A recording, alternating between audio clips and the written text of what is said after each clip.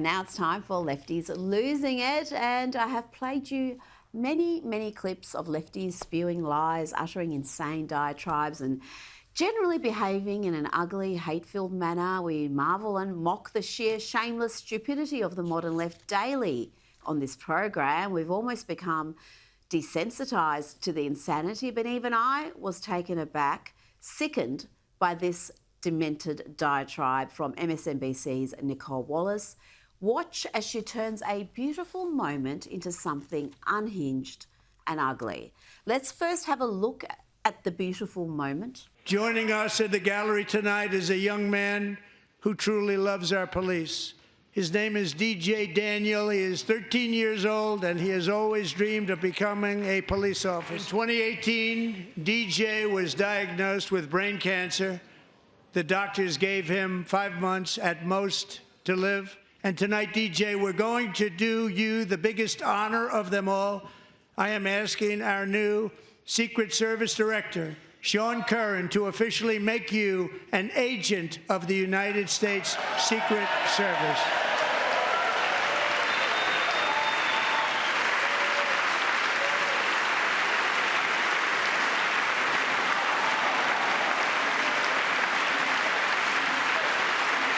Now, it takes a broken soul to turn that beautiful moment into something ugly, but that's precisely what Nicolle Wallace did.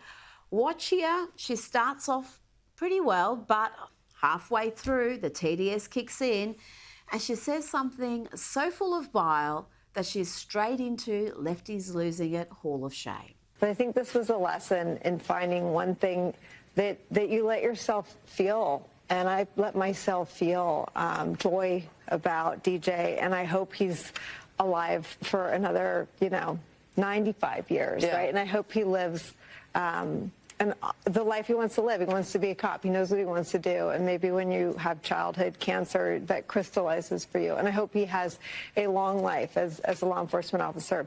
But I hope he never has to defend the United States Capitol against Donald Trump supporters. And if he does, I hope he isn't one of the 6 who loses his life to suicide.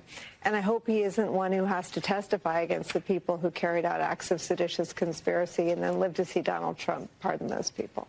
You know, this woman's TDS is incurable. Even Rachel Maddow tried to move on the conversation right after that. She didn't want any part of that lunacy. When you're too far off the reservation for even Rachel Maddow, then you know you've gone and stuffed up Nicolle. Problem is, in the beauty of that child is the tragedy of the Trump presidency.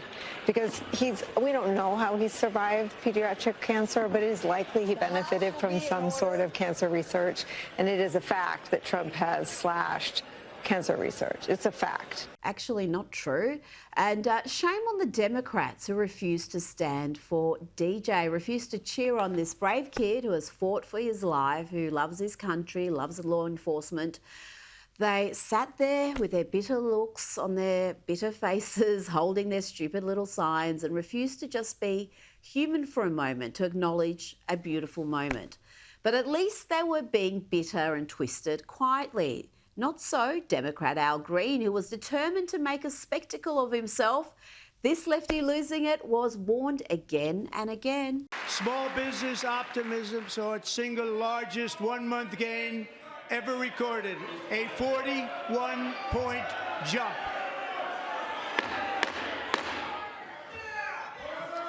Members are directed to uphold and maintain decorum in the House and to cease any further disruptions. That's your warning.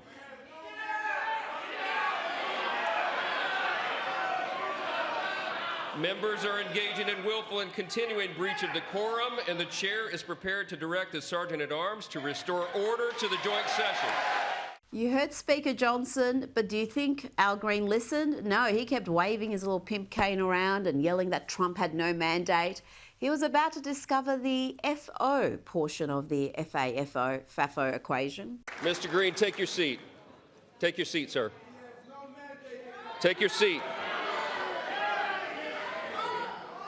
Finding that members continue to engage in willful and concerted disruption of proper decorum, the chair now directs the Sergeant-at-Arms to restore order. Remove this gentleman from the chamber. That was fun. But then old Al had the nerve to say that it was the Democrats who are civil, and then he called for another impeachment of Donald Trump. Good luck with that, champ. Who uses his incivility against our civility.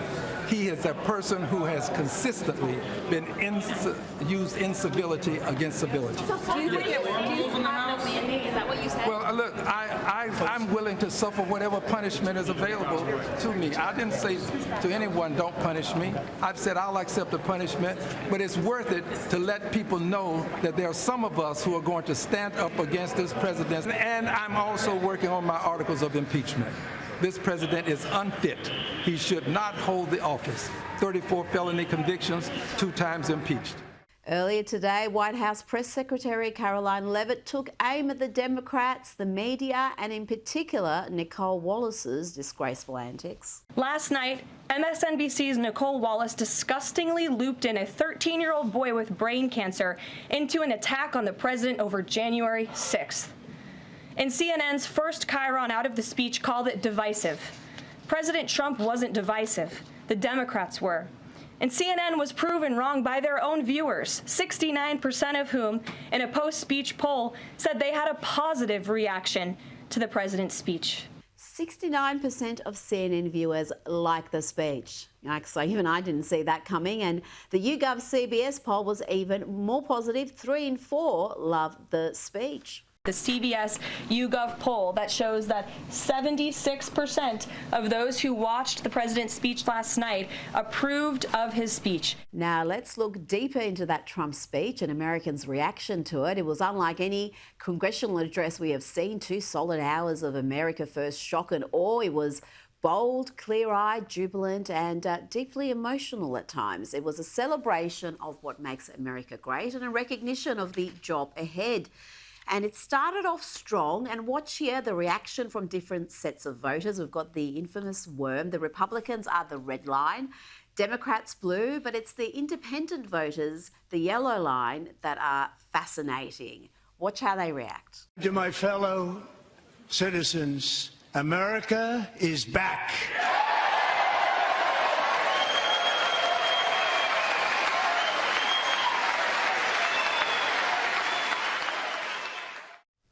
And when it came to the antics of Democrats booing, particularly Al Green, who was booing and heckling so much that he had to be removed, again, that yellow line is fascinating.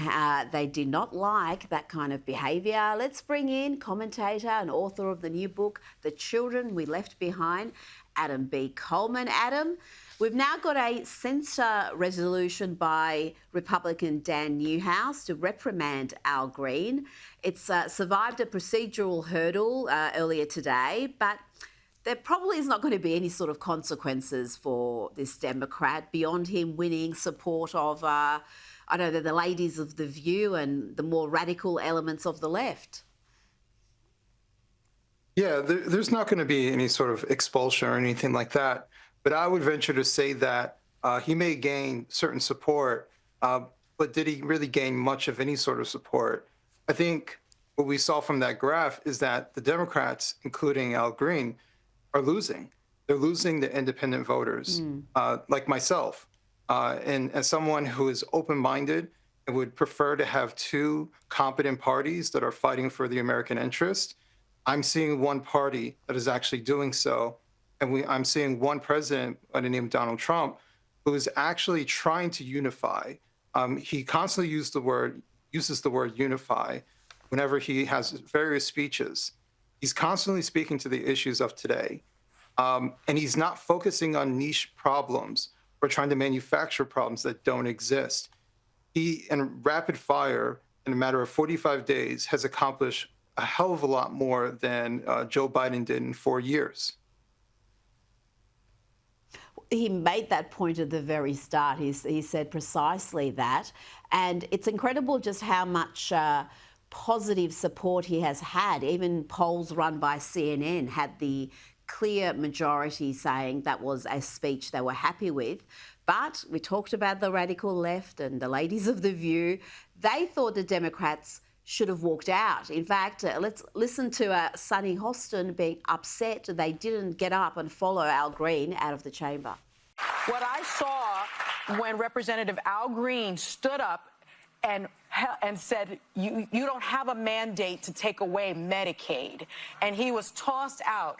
I expected the rest of his Democratic caucus, the rest of his colleagues to walk out with him. Adam, you are an independent. How broken is the left in the US right now? From watching from here, it seems like the loudest, most prominent voices are also the most unhinged. That's absolutely correct. It's very disappointing because after Trump's win, I thought there'd be a moment of recognition. Like, where did we go wrong as Democrats? Where they would reflect, even just for a little bit. I've seen very little of that. And so much so that I've seen maybe one or two somewhat prominent voices second guessing their strategy. But the large majority are just doubling down. And they're going back to Trump derangement syndrome. And so much so that anyone who is attached to Trump, even a cancer survivor, can't even get an applause because Trump selected him to get some sort of prominence. So I'm seeing petulant children coming from the Democratic Party. And that's what we saw last night.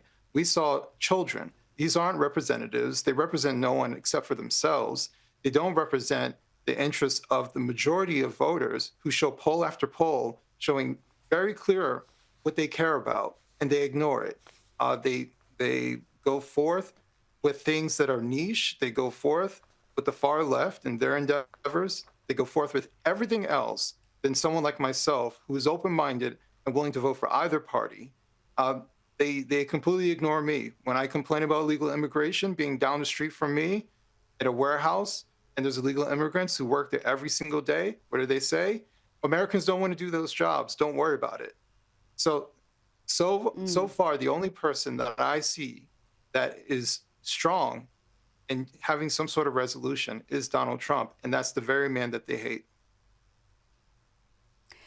They do, and they hate him so much that we've had the Democrat ladies in pink holding up their silly little signs, but these women who are supposed to be all about women's empowerment, they could not bring themselves to applaud a woman like Peyton McNabb.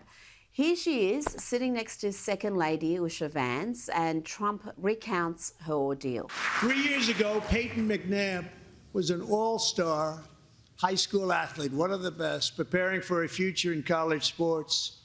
But when her girls' volleyball match was invaded by a male, he smashed the ball so hard in Peyton's face, causing traumatic brain injury, partially paralyzing her right side and ending her athletic career. Peyton is here tonight in the gallery, and Peyton, from now on, schools will kick the men off the girls' team or they will lose all federal funding. Adam, this is an issue that is hugely popular amongst the electorate, hugely popular as in they back Donald Trump. Something like 80% of people agree with the president, and even a sizable majority of Democrats agree on this issue. And yet you've got every Democrat voting against this sort of legislation. They will not even deviate from this position, this fringe position, when they know it's hugely unpopular. Why do you think that is? Because obviously politicians are in the business of winning support and winning elections. They know they're on a loser with this, but they just are doubling down. Well, it's depending on whose support they're actually trying to win. They're not trying to win my support. They're trying to win a particular group of people's support. And it's very clear, you know when someone's priority is based off of how much attention they give it and how quickly they respond to it. And we see what their priority is.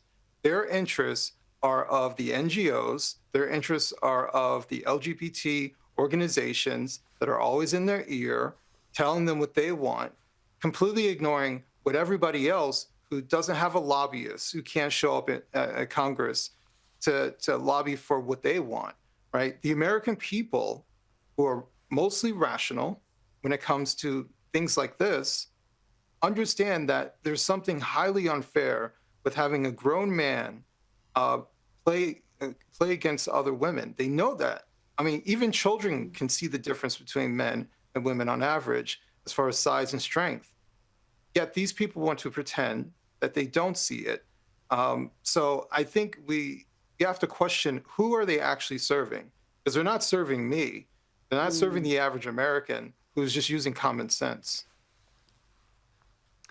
Well, Peyton McNabb had this to say about the Democrats. She said the Democrat Party was disrespectful. They didn't stand up for any of the guests. They didn't stand up for DJ Daniel, who is the young boy who survived brain cancer. They didn't stand up for Lake and Riley's family, whose daughter literally suffered a traumatic death that should have never happened. And every other guest that was there had some sort of powerful story, and they didn't clap for any of that. So it was heartbreaking.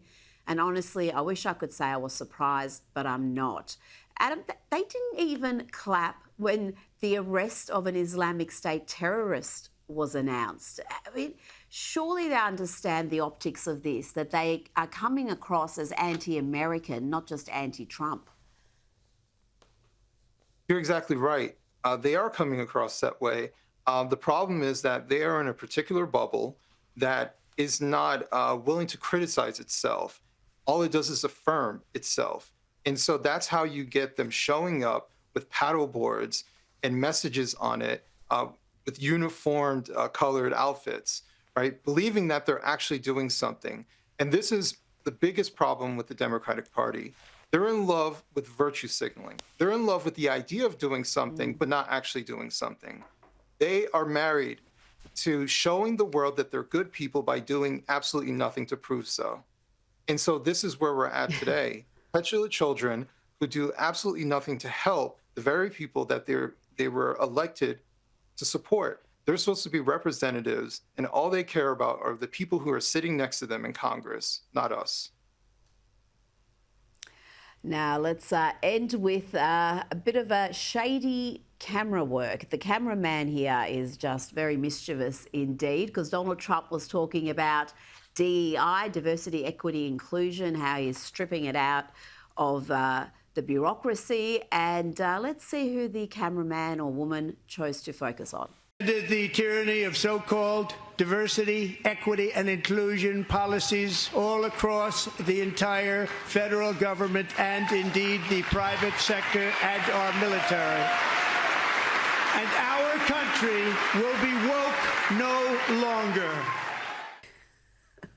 That is some shady work there, Adam, focusing on Ilhan Omar. But DEI is a big issue. It is, again, a polarising issue, one of the ones that really separates the Democrats and the Republicans. What's been the fallout from Donald Trump implementing these policies? Because as he said, it's not just going to be in the bureaucracy, in the government bodies. It's going to roll out in the private sector. He is not going to have any sort of institutional racism where someone gets an advantage because of their skin colour or their gender or their sexuality. Yeah, what's been happening with DEI has been fascinating. Actually, have a piece coming out tomorrow on my Substack about it. You know, corporate America has been pulling away from DEI for the past couple of years, especially. It's too costly. The cost-benefit analysis isn't really there. On top of that, you have all different types of boycotts. The language of DEI has become toxic in many corporations. And so 5 years ago, where they were pledging to, support this Black-owned business and to hire X amount of people of this demographic, in some companies, they're completely scrapping diversity. We're having a little bit of an economic downturn. There's a lot of layoffs, and the first people who are getting fired are part of the diversity crew. But the biggest thing when it comes to the federal government, I think is going to be important with Trump.